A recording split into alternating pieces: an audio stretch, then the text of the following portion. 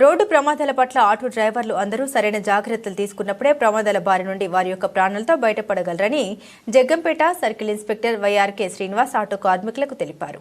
మండల కేంద్రం కిర్లంపూర్లో Sri Prasannanjaneya auto drivers and owners association సభ్యులతో పాటుగా శ్రీ లక్ష్మీ గణపతి ఆటో కార్మికులకు ప్రస్తుతం జరుగుతున్న ప్రమాదాలపై ఏర్పాటు చేసినటువంటి అవగాహన సదస్సులో జగ్గంపేట సీఐ ముఖ్య అతిథిగా పాల్గొని డ్రైవర్లకు ఆయన దిశానిర్దేశం చేశారు. ఈ అవగాహన కార్యక్రమాన్ని ఏనుగు వీధి 4 రోడ్ల సెంటర్లో స్థానిక పోలీసులు నిర్వహించారు. పెద్ద ఎత్తున ఆటో డ్రైవర్లు పాల్గొన్నారు. ఈ సందర్భంగా సర్కిల్ ఇన్స్పెక్టర్ వైఆర్కే శ్రీనివాస్ మాట్లాడారు. డ్రైవర్ల అతివేగంతో పాటు సామర్థ్యానికి మించి ప్రయాణికులను ఎక్కించుకోవడం వల్లే తరచూ ప్రమాదాలు జరుగుతున్నాయని ఆయన వివరించారు. అలాగే ఆటోల తాలూకా రికార్డులను సక్రమంగా ఉంచుకోకపోవడం వల్లే ఈ విధమైన ప్రమాదాలు జరిగిన బీమా సంస్థల నుండి వచ్చే పరిహారాలు అందక డ్రైవర్ల యొక్క కుటుంబ సభ్యులు అనాథలుగా రోడ్డున పడుతున్నారని ఆయన గుర్తు చేశారు.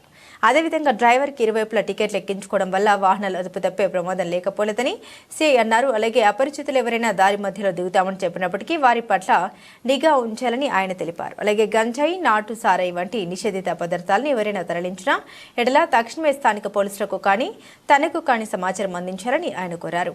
అలాగే సాయంత్రం దాటిన తర్వాత పాడి పశువుల్ని రోడ్లపై నుండి తీసుకురావడం వల్ల ఆ మార్గాన పోయే ప్రయాణికులు ఇబ్బందులకు గురవుతున్నారన్న సంగతి గుర్తుంచుకొని వెలుగు ఉంటుండగానే పశువుల్ని రైతులు ఇళ్లకు చేర్చుకోవాలని సిఐ వైఆర్కే అన్నారు. ఈ కార్యక్రమంలో స్టేషన్ రైటర్ నాగల్ వెంకటరమణ, డబ్బా రైటర్ అభిరెడ్డి సుబ్బిరామరెడ్డి, అలాగే యూనియన్ నాయకులు శరకరణం అంజుబాబు, పీలా రమణ, బర్రె సింహాచలం, బంగారు రమణ, కట్టు శ్రీను తదితర డ్రైవర్లు, ఓనర్లు అధిక సంఖ్యలో పాల్గొన్నారు.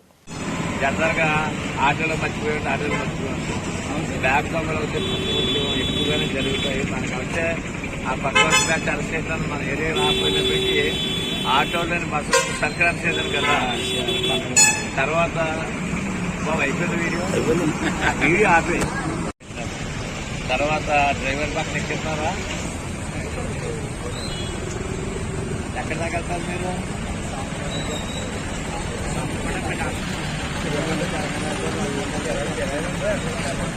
ఎవరైనా ఆడవాళ్ళు వాళ్ళు కూడా ఆటో ఎక్కితే దాంట్లో దిగిపోయారంటే మాత్రం వాళ్ళు బ్యాగ్ లెఫ్టర్స్ అని మాత్రం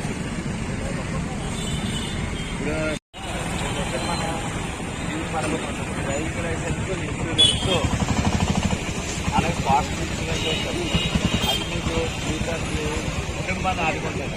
అందులో ఇంజూర్ అయినా కూడా ఉంటారు. మనం ఏం జరగకూడదనే కోరుకుంటాం. జరిగినప్పుడు మన వాళ్ళు ఇబ్బంది పడకూడదు. అది మర్చిపోకుండా కట్టుకోండి. బ్యాంక్ అకౌంట్ ఉందా అందరికనే? మరి అందులో ఇన్సూరెన్స్ ఉందా?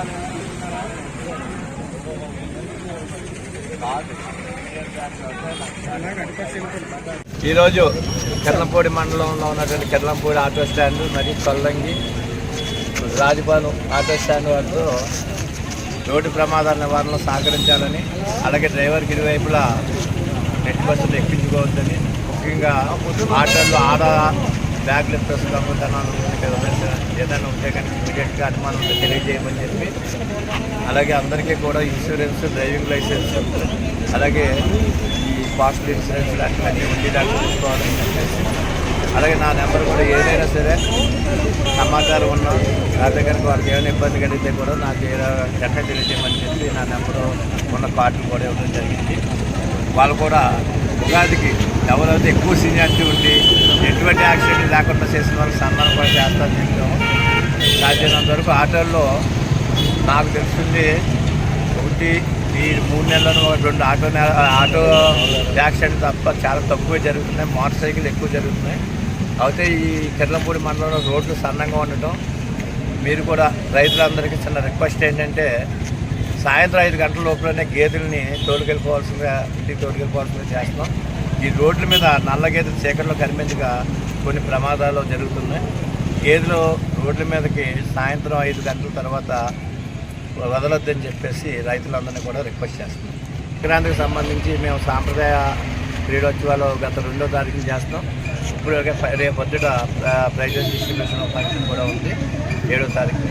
అలాగే ఇప్పుడు వరకు మన మండలంలో 220 మంది మీద బైండ్ ఓవర్ కేసులు పెట్టడం జరిగింది.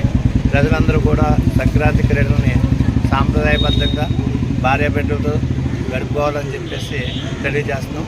అలాగే ఆటో స్టాండ్ వాళ్ళని రిక్వెస్ట్ చేసేది ఏంటంటే ప్రతి సభ్యుడు కూడా ఎటువంటి ఈ మందు గది బానిసలు కాకుండా ఎవరైనా అటువంటి 1 ఉంటే కనుక వాళ్ళ నుంచి మాన్పించి అందరూ కూడా సుఖ సంతోషాలతో ఉండాలని కోరుకుంటున్నాం. అలాగే మన కిర్లంపూడి మండలాన్ని యాక్సిడెంట్ ఫ్రీ మండలంగా మార్చడానికి మరి ప్రతి ఒక్కరు సహకరించాలని కోరుకుంటున్నాను.